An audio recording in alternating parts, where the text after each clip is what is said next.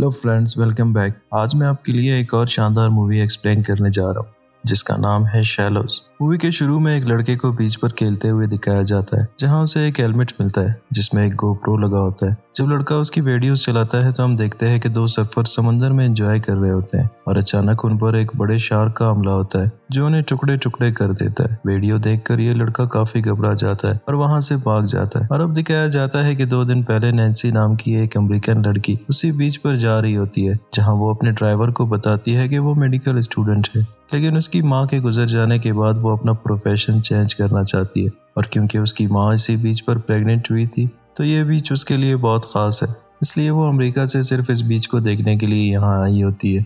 और थोड़ी देर बाद जब वो बीच पर पहुंच जाती है तो देखती है कि वाकई में ये बहुत ही खूबसूरत जगह है, जिसे देखकर नैन्सी को अपनी माँ की याद आती है। और ड्राइवर के जाते ही नैन्सी अपना स्विमिंग सूट पहन लेती है और अपना सर्फ बोर्ड तैयार करने लगती है, जो उसकी माँ की आखिरी निशानी होती है।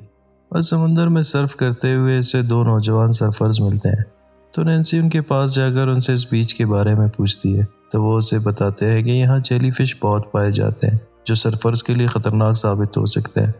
और इसके अलावा यहाँ कुछ चट्टान भी है जो शाम के वक्त दिखने लगते हैं, क्योंकि उस वक्त पानी की सतह निस्बतन कम होती है। और फिर वो तीनों एक साथ सर्फिंग करने लगते हैं और कुछ देर बाद वो दोनों लड़के थक कर वहां से वापस जाने लगते हैं। नैन्सी जो इतनी दूर बीच पर आई होती है अभी मजीद सर्फिंग करने का फैसला करती है, तो वो इन लड़कों को बाय बोलकर मजीद अंदर जाने लगती है, जहाँ कुछ आगे जाकर उसे महसूस होता है कि उसके आसपास कोई बड़ी चीज तैर रही होती है जो एक डॉल्फिन होता है। नैन्सी डॉल्फिन की फ्रेंडली नेचर से खुश होकर उसके साथ सर्फ करने लगती है और कुछ देर बाद ही देखती है कि समंदर में हर तरफ खून ही खून फैला होता है। दरअसल यहाँ बहुत बड़े व्हेल की लाश पड़ी होती है, जिसे देखकर नैन्सी वहां से वापस जाने का फैसला करती है। लेकिन यहाँ एक शिकारी जानवर की नजर नैन्सी पर पड़ जाती है और वो तेजी से नैन्सी की तरफ बढ़ती है और नैन्सी के सर्फबोर्ड को टक्कर मारकर नैन्सी को पानी में गिरा दे। नैन्सी तैरकर फिर से अपने बोर्ड पर जाने की कोशिश करती है, पर वो जानवर नैन्सी की टांग पकड़कर उसे फिर से पानी के अंदर कैच लेती है, जहाँ हमें पता चलता है कि ये चीज दरअसल एक ग्रेट व्हाइट शार्क है। लेकिन उसके बावजूद नैन्सी किसी तरह वहाँ मौजूद व्हेल के ऊपर चढ़ जाती है। पर अब नैन्सी को अंदाजा हो जाता है कि वो बुरी तरह फंस गई है और वो हेल्प के लिए चीखने चिल्लाने लगती है, पर वहाँ दूर दूर तक कोई मौजूद नहीं होता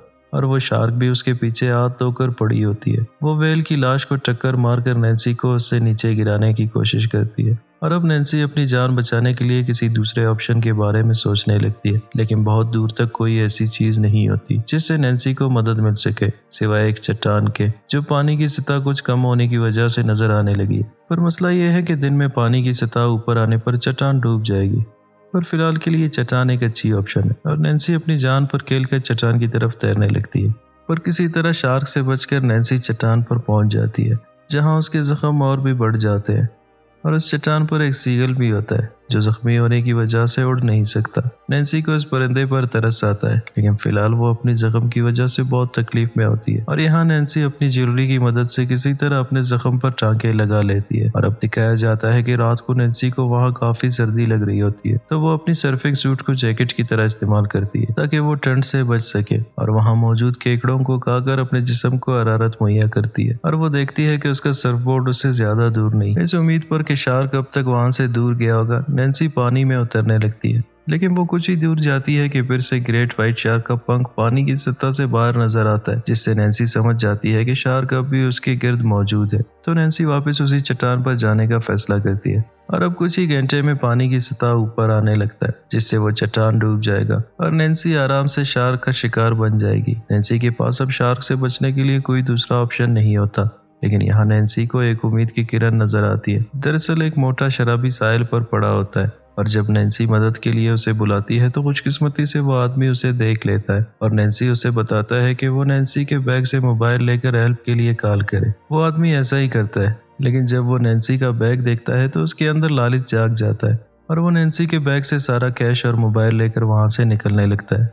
और तभी उसे नैन्सी का सर्फबोर्ड नजर आता है, तो वो लालची इंसान सोचता है कि लगे हाथों वो सर्फबोर्ड भी ले लेता हूँ। तो वो पानी में उतर जाता है, पर नैन्सी उसे शार्क के बारे में बताने लगती है, लेकिन वो समझता है कि नैन्सी उसे खामोखा डराने की कोशिश कर रही है, इसलिए वो इसे इग्नोर करके बोर्ड की तरफ बढ़ने लगता है। और तभी शार्क उस आदमी पर हमला करता है, जिससे उस आदमी के 2 टुकड़े हो जाते हैं।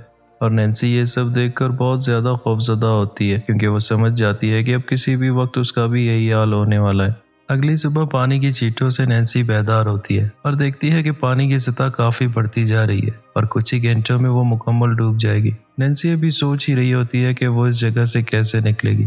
तभी वो दो सर्फर्स वहां आ जाते हैं जिनसे नैन्सी की मुलाकात एक दिन पहले हुई थी। जब वो नैन्सी को देख लेते हैं तो उसकी तरफ बढ़ने लगते हैं, पर नैन्सी उन्हें खबरदार करती है कि वहाँ शार्क है। पर वो उसकी बात मजाक समझते हैं क्योंकि वो यहाँ के लोकल हैं और उन्होंने वहाँ शार्क्स नहीं देखे होते। तो वो बेवकूफ नैन्सी के पास जाने लगते, लेकिन अचानक ही एक वाइट शार्क उन पर हमला करके एक सर्फर को काट जाता है। ये देखकर दूसरा सर्फर तेजी से नैन्सी की तरफ बढ़ने लगता है ताकि चट्टान पर उसकी जान महफूज रह सके। और जब वो वहां पहुंचता है तो नैन्सी उसका हाथ पकड़कर उसे ऊपर खींचती है। तभी वो भी उस वाइट शार्क के जबड़ों में आकर उसका नाश्ता बन जाता है और अपने सामने उन लोगों की इस तरह खौफनाक मौत देखकर नैन्सी बहुत ज्यादा खौफजदा हो जाती है। लेकिन वो जानती है कि अगर उसे यहाँ से निकलना है तो उसे खौफ से बाहर निकलना होगा। और यहाँ दिखाया जाता है कि नैन्सी उस सीगल के जख्म को साफ करने लगती है। पहले तो वो सीगल उसे काटने लगता है, लेकिन जल्द ही वो शांत हो जाता है। और अगले सीन में दिखाया जाता है कि नैन्सी वहाँ एक सर्फर का हेलमेट देखती है जो करीबी पानी में तैर रही होती है, जिसमें एक गोप्रो लगा होता है। नैन्सी किसी तरह वो गोप्रो हासिल करना चाहती है, जिसके लिए उसे पानी में तैरना पड़ेगा। लेकिन वो शार्क अब भी उसके गिर्द पानी में चक्कर लगा रहा होता है। तो नैन्सी उस शार्क की रफ्तार का अंदाजा लगा लेती है कि नैन्सी के गिर्द वो शार्क एक चक्कर 30 सेकंड में पूरा कर लेता है। तो नैन्सी को 30 सेकंड से भी कम वक्त में तैरकर उस गोप्रो को वापस लेकर चट्टान पर पहुंचना है। कुछ देर बाद जब नैन्सी शार्क की मूवमेंट समझ जाती है तो पानी में उतर जाती है और आसानी से गोप्रो तक पहुंच जाती है। जब वापस जाने लगती है तो चट्टान पर पहुंचते ही वो शार्क भी उसके साथ पहुंच जाता है, पर इस बार फिर नैन्सी उस शार्क से बचने में कामयाब हो जाती है। और एक गोप्रो के लिए नैन्सी की इस खतरनाक हिमाकत को देखकर सीगल भी हैरत में नैन्सी को देख रहा होता है, पर नैन्सी को उसकी परवाह नहीं और वो गोप्रो लेकर अपनी फैमिली के लिए एक पैगाम रिकॉर्ड करने लगती है। और उसके बाद एक और पैगाम रिकॉर्ड करती है जिसमें वो अपनी सिचुएशन बताती है और गोप्रो को समंदर में फेंक देती है ताकि किसी तरह लहरों के साथ गोप्रो साहिल तक पहुंच सके। और कुछ घंटे के बाद अब तकरीबन दोपहर का वक्त है। ऊंची लहरें जल्द ही उस चट्टान को डुबो देंगे, इसलिए जल्द ही नैन्सी को अपना फैसला करना होगा कि चुपचाप बैठकर अपनी मौत का इंतजार करे या फिर 100 मीटर दूर मौजूद बोट तक पहुंचकर मदद का इंतजार करे। शायद दूसरा ऑप्शन उसकी जान बचा सके।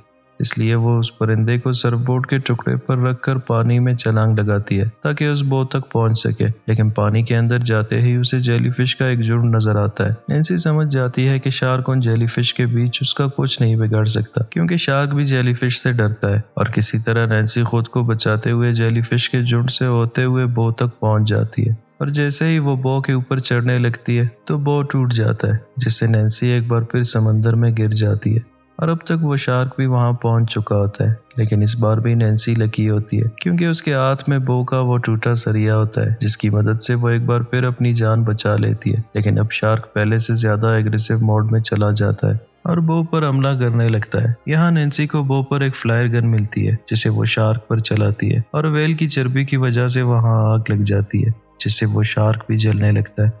पर वो शार्क पानी में डुबकी लगाकर एक बार फिर नैन्सी पर हमला करने आ जाता है और इससे पहले कि बो टूटकर डूबने लगता, नैन्सी की नजर उस बो से बंधे उसके लंगर पर पड़ती है जिसके नोकीले सलाखों को देखकर नैन्सी को एक और उम्मीद की किरण मिलती है। और इस बार नैन्सी लंगर के साथ ही समंदर के तह तक जाने लगती है। लंगर के चैन की वजह से नैन्सी काफी तेजी से गहराई में डूब रही होती है। आखिरकार नैन्सी समंदर की तह तक पहुंच जाती है और जैसे ही शार्क भाई साहब को लगता है कि वो चिकनी लड़की को चबा जाएगा, नैन्सी उसके मुंह में लंगर का नोकीला हिस्सा ठूसकर उसकी भूख हमेशा के लिए मिटा देती है। और यहाँ हमें दिखाया जाता है कि वो लड़का अपने डैड को लेकर साहिल पर पहुंच जाता है। दरअसल उसका डैड वही ड्राइवर होता है जिसके साथ नैन्सी यहाँ आई होती है। वो साहिल पर नैन्सी को देख लेते हैं जो तकरीबन मर चुकी होती है, पर भला हो इस ड्राइवर भाई साहब का जो नैन्सी को वक्त रहते CPR देने लगता है, जिससे नैन्सी एक बार फिर जिंदा हो जाती है। और अब दिखाया जाता है कि 1 साल बाद नैन्सी फिर साहिल पर आती है। उसके जख्म तो भर चुके हैं पर टांग पर वो निशान अभी तक बाकी है और नैन्सी इस तरह का एक और निशान हासिल करने के लिए एक बार फिर समंदर में उतर जाती है। और यहाँ होती है स्टोरी की दी एंड। पता नहीं डायरेक्टर ने क्या सोचकर ये मूवी बनाया होगा।